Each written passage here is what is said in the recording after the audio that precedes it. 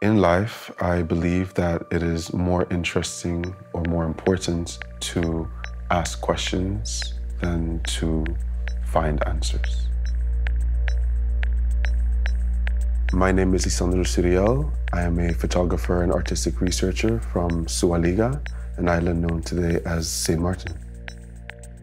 My work in the Maritime Museum conveys the spirit of the Atlantic Ocean in a way that it expresses and reclaims histories and identity in the Afro-Caribbean and Afro-Atlantic worlds to explore that beyond the starting point of transatlantic slavery.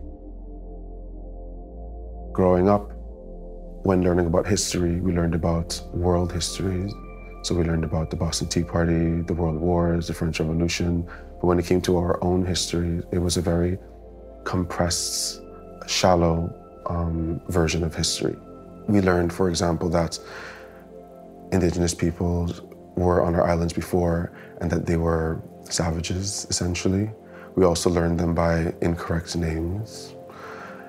And thereafter, we learned that Columbus came and brought civilization with him and our African ancestors as enslaved people. And this is a very unhealthy way or unhealthy place to start one's own history and identity.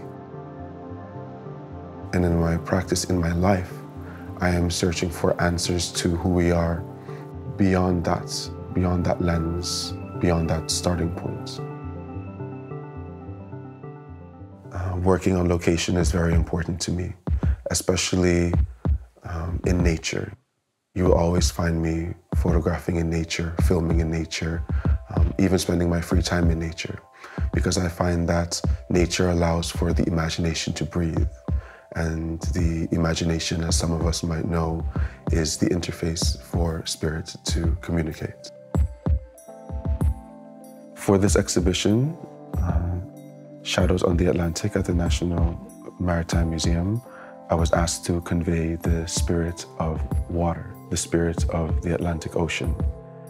And in this component of the exhibition, you see a film that depicts the self-birthing process of the mother of the ocean, Yemanja. And surrounding it, you see images of various water and water-related deities. The work is an invitation for people to engage with reality in a different way. And in this case, with the shadows of the Atlantic, with the unseen influences of history. It helps or encourages the audience to ask questions, to ask themselves how they know about history, how they know about their own identity, and to really engage with that. It is an invitation to view themselves through an eternal lens rather than through a fixed framework of coloniality.